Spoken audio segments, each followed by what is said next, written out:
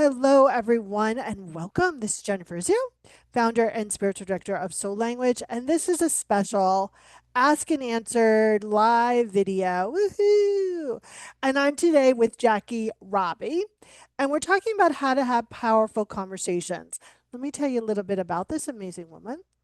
She develops high potential talent for C suite readiness. She specializes in women of color in a male dominated industry or industries, helping them lead without mental gymnastics so they can stop rehearsing every difficult conversation 34 times and actually have energy left when they walk through the door at night. Welcome.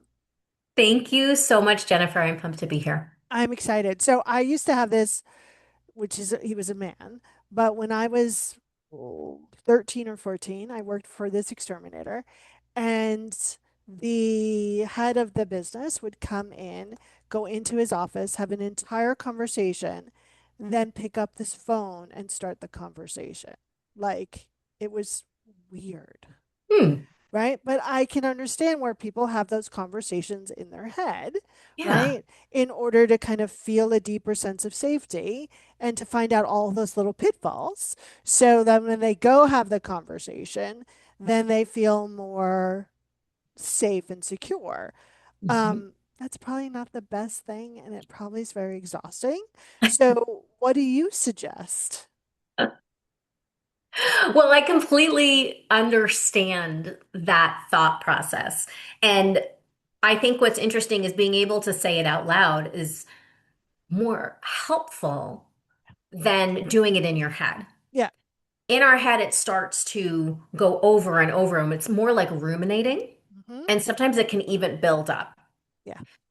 So I would first start with regulating your nervous system. Okay. Give us a tip for that. Yeah, so it can be as simple as three deep breaths, right? And we always kind of laugh a bit about, oh, breathing. Yeah, but our breath is so shallow often. So really thinking about inhaling through your nose to the count of five, holding it for two breaths and or two beats, and then exhaling to the count of five. Something really simple, doing that three times can help to regulate your nervous system. If you're somebody who's tactile, the idea of just kind of tracing your fingers up and down the fingertips and palm of the opposite hand and just noticing that sensation. It's feels nice, it's kind of tickly, and it brings you back into your body. Yeah. So this is this automatic way to help you regulate. Yeah. Because when people are having that conversation in their head as well, they're also leaving the, and listen, we created time, but they're also leaving the current presentness, right?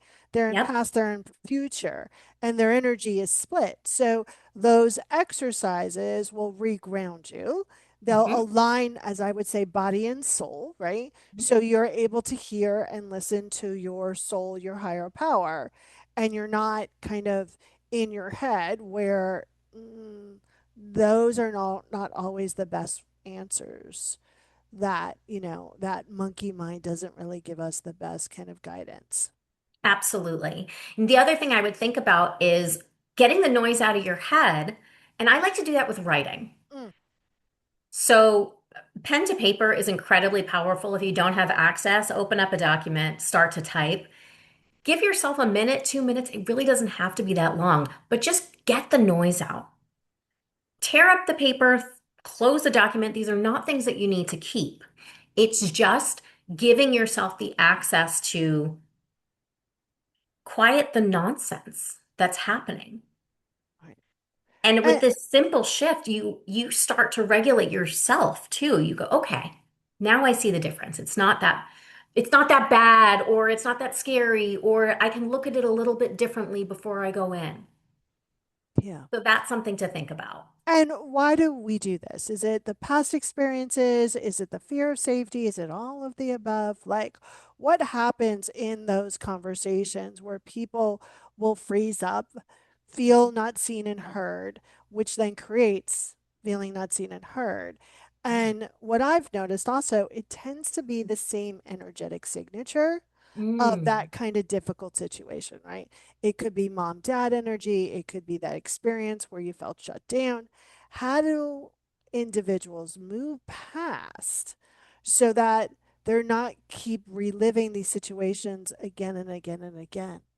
Yeah. So one thing that you started with was why does it happen? And our brain is brilliant. Oftentimes, though, it's working on past information, like you said. So we are receiving something like 11 billion pieces of information every second. Oh, that's a lot. It's a lot, but our brain can actually only process 40 of them. Oh, And in order to do that, we categorize. And so it's doing this quick categorizing and showing us, okay, this makes sense here, this makes sense here. And it's drawing from past experiences. hence, when people say they're pickers off, that's what they're talking about, right? Their sourcing is dropping it into a box Hmm. that they're familiar with.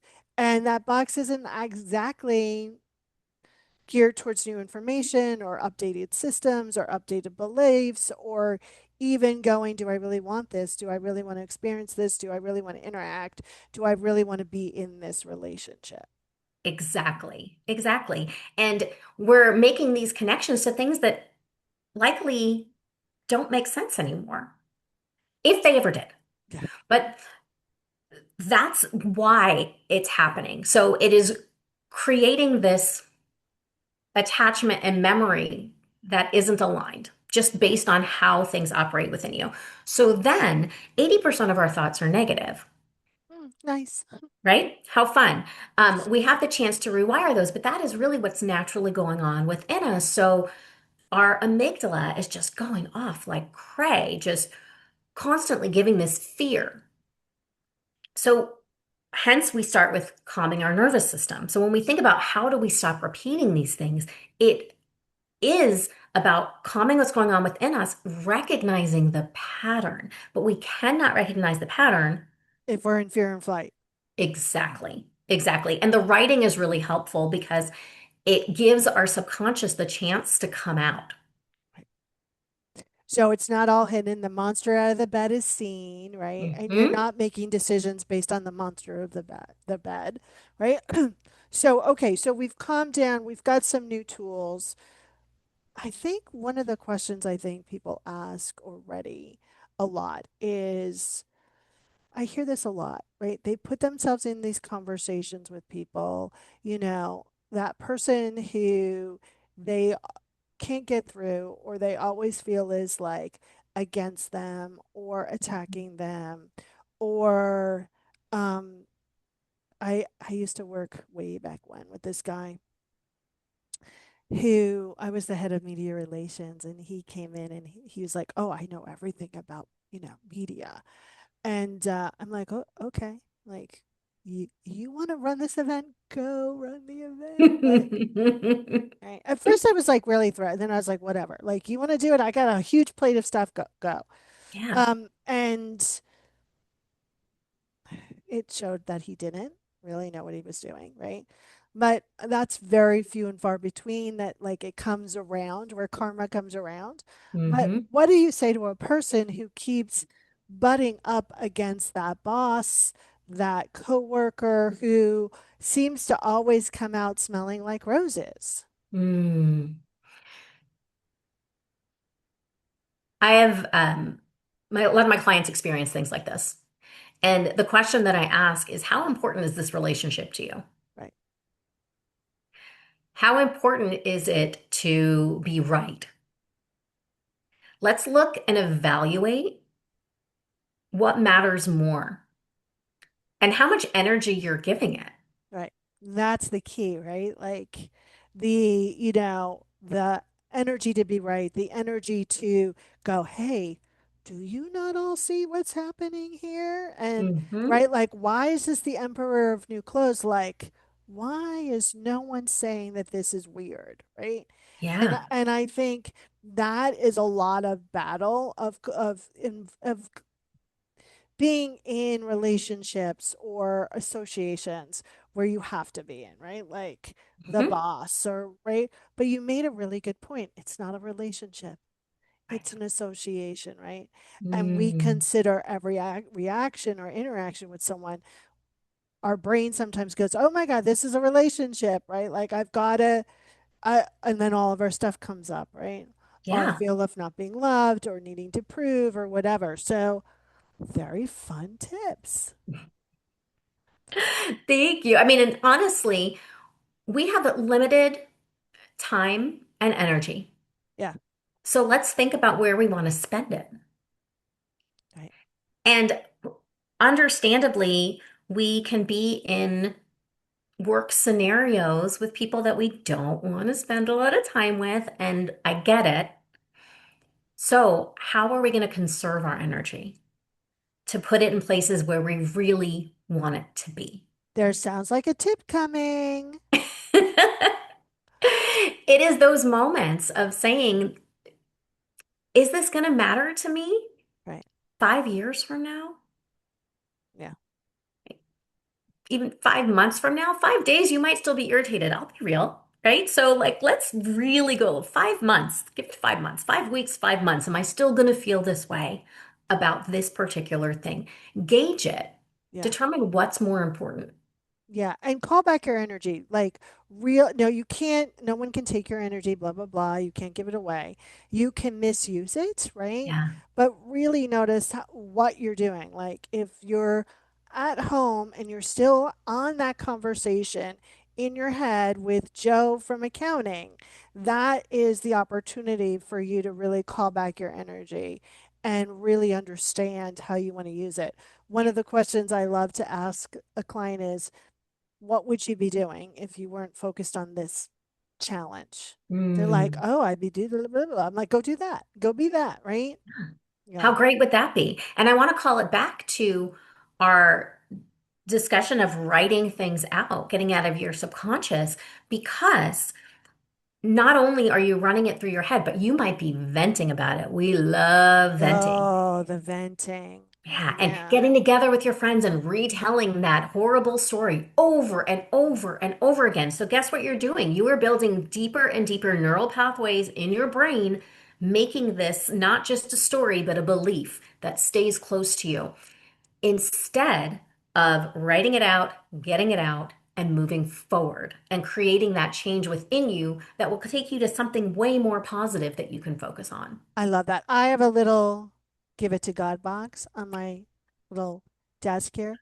And whenever I feel like I'm like, I'm like, I just write it in, take a little pen out, put a little paper in, right? It's kind of stuff with stuff, right? Like, and I just put it away and I'm like, okay, out, done, handing I it love over, that. right? And I think that's important. Find a tool that works for you and be consistent about it, right? Mhm. And allow yourself to notice the change. There will be immediate change, but really, this is transcendence. So you need a build up and a build up and a build up until you're like, whoa, he just said that and I didn't really care, right? And how amazing that feels. And I Exactly. love those moments where eventually you're like, wow, this would have driven me bananas. Yeah. I remember sitting across from my supervisor at the time, and he's like, you are making this so emotional. And I didn't say this because I was smarter at the time, but I wanted to say, are you kidding? Mm, Because you are all making this emotional. Like, I'm mm, just stating facts. You guys just don't like the facts, mm, right? And it was a real wake up call for me because I was like, I remember thinking, oh, everyone's working out their crap in this mm. environment. Me too, right? Yeah. But when I noticed everyone was working their crap out, I was like, oh, I don't have to participate in that because, right? It's not my crap. And Mm. I've had recently an opportunity, an amazing opportunity to work within someone's team. And I have to pat myself on the back because younger Jen wouldn't have been able to do this. Like, I noticed somebody, and I'm like, okay, like, I'm not going to take that personally. Like, it's really an interesting thing Oh, to yeah. notice, like, the plot, how far you've come. and how all your tools are starting to work Mm, and how they've been working. This is just a new experience that you get to notice that. So pick a tool, use it consistently, and kind of work on it like a lab experiment, because I think so often we want that instant gratification, and patterns have taken some time to build up. And so they're going to take a little time to deconstruct. absolutely. So, Jackie, how do we get in touch with you? How do we get more of your goodness? Mm. Well, I'm excited to share that I'm writing a book. Yay! So, coming soon is a new book called Palatable, Profitable, and Dying Inside. Why success shouldn't require you to disappear and the fulfillment formula that brings you back. So, you're going to see that. You can find me on LinkedIn, Jackie Roby, or Instagram at Inspired Journey Consulting. Love it. Well, I want to thank you so much for playing with us today. Thank you. Everyone, I'm Jennifer Urezzio. You can learn more about me at soullanguage.us. Leave a comment, contact Jackie because she's amazing. And if you have any questions for me, you know where to find me. All right, everyone. Bye for now.